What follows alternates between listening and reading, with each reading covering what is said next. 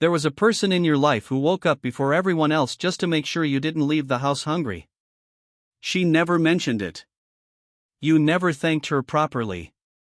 This video is about what she made in that silence and what it actually meant. Number 1. Handmade corn tortillas. She was up at 4:30 so the tortillas would be ready at 6. Not 4:50. 4:30, because the masa needed time to rest after she worked it, and the comal needed time to reach the right temperature, and she needed time to move through the process without rushing because rushed tortillas are not the same thing as tortillas made with patience. You never saw any of this. You came down at 6:15 and there they were, wrapped in a cloth to stay warm, stacked in the way she always stacked them with the first one on the bottom still the hottest. You ate 3 before you said good morning. You did not say thank you. You were 11. But you are not 11 anymore, and the memory of those tortillas, the weight of them, the smell, the specific texture of masa made by hands that had been making it for 30 years, that memory is one of the most valuable things you own. She gave it to you at 5 in the morning while you were still asleep and she never once mentioned it. Number 2. Slow-cooked beans from scratch. The beans went in the night before, soaked in water, covered, left on the counter while the house slept. At 5 she started the pot. Not a pressure cooker. A clay pot, low heat episode added when the beans began to soften, salt only at the end because she said salt too early makes the skin tough and she was right. By 7 the beans were ready. By 8 the whole house smelled like something ancient and correct and deeply familiar. You ate them without looking up from whatever you were doing. They were just there, the way the walls were just there, the way the floor was just there, permanent, reliable, not requiring acknowledgement. She made them every 3 days for 25 years. That is more than 3,000 pots of beans made in silence before the sun came up, for people who did not know what silence costs. Number 3. Chicken broth for the one who was getting sick. She knew before you did. That is the part that is hardest to explain to people who didn't grow up in that kitchen. You woke up feeling wrong, not sick yet, just slightly off, the way the body sends a warning before the symptoms arrive, and by the time you came downstairs, the broth was already on. She had heard something in how you moved through the house the night before. Or she had noticed something at dinner. Or she simply knew the way she always knew, through a combination of attention and love so long practiced that it had become something closer to instinct. The broth had herbs in it, and the chicken had been simmering since 5. You ate it at the kitchen table wrapped in a blanket she had brought from the closet without being asked. You felt better before you finished the bowl. You said thanks in the small way people thank things they consider permanent. She washed the pot and started the next thing. Number 4. Tamales every week, not just Christmas. Not just for Christmas. Every week. She made a batch on Sunday night that would carry the family through to Wednesday, and another smaller batch Thursday morning for the end of the week. You did not know this had a schedule. You did not know there was a system.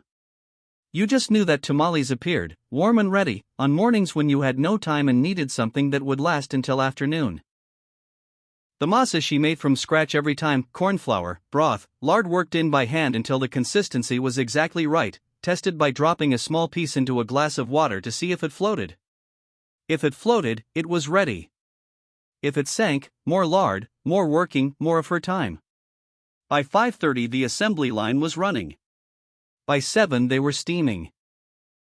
By 7:30 they were in your hand and you were already out the door, and somewhere behind you she was cleaning the pot and starting something else. Number 5. Oatmeal with brown sugar and cinnamon. Winter mornings before school. The oats went in when the water boiled, the piloncillo broken off from the cone by hand, the cinnamon stick added whole and removed at exactly the right moment, left too long it becomes bitter, removed too soon it hasn't done its work yet. She knew the moment. She always knew the moment. The oatmeal came out thick enough to stay warm through the walk to school and thin enough to eat quickly when you were already late, which you always were, because she had made breakfast and you had spent the extra time she bought you doing everything except getting ready. She never pointed this out. She just made it thick enough to survive your lateness and set it in front of you without comment and watched you eat it in 4 minutes standing up, and then she watched you leave and then she cleaned the pot and started the next thing. Number 6. Eggs with whatever was there. The eggs were the constant. Everything else was a variable. Some mornings it was eggs with the leftover beans from the night before, scrambled together in the pan until the beans dissolved into the egg and became something entirely new. Some mornings it was eggs with chili and tomato, the tomato roasted first directly on the flame until the skin blackened and the inside softened into something smoky and deep. Some mornings it was eggs with cactus she had cleaned and cut the night before, the slime cooked out in a dry pan before the egg went in. She could make eggs 6 different ways from whatever existed in the kitchen at 5 in the morning, and each version was specific to that morning, to what was available, to what each person in the house needed. You ate whichever version appeared in front of you. You did not know you were eating improvisation. You thought you were eating breakfast. Number 7. Guava warm drink. She made it from dried guavas she kept in a paper bag in the cabinet, reconstituted in water overnight, blended in the morning with corn flour and brown sugar and a little cinnamon.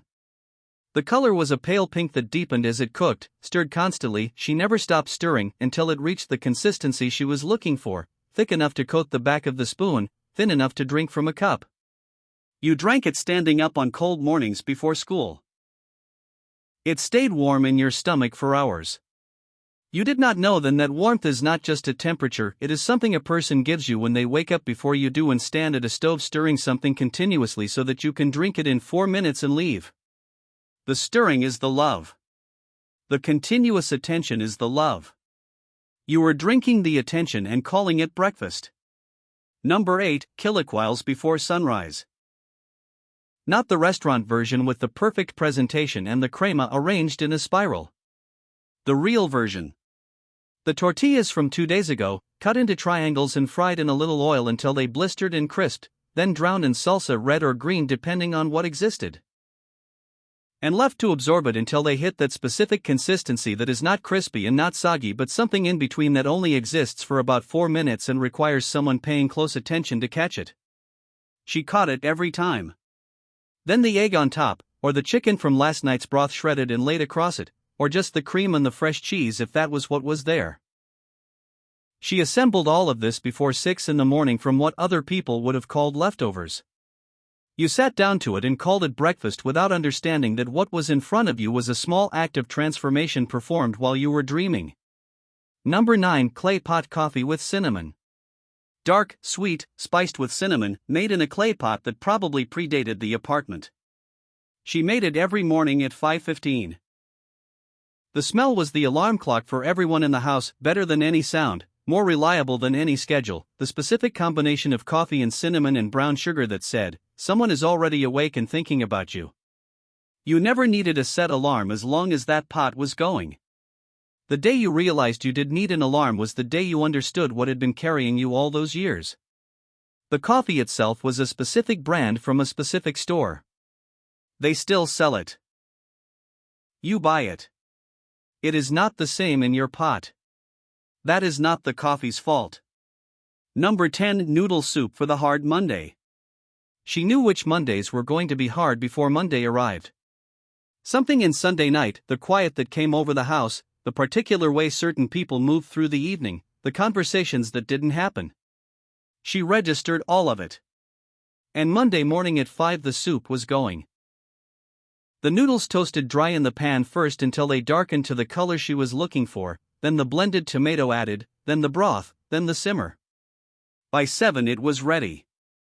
She did not announce it. She set it on the stove and left it there. Whoever needed it most found it first. That was how it always worked. The right person always found it first. She had arranged it that way without anyone knowing she had arranged anything.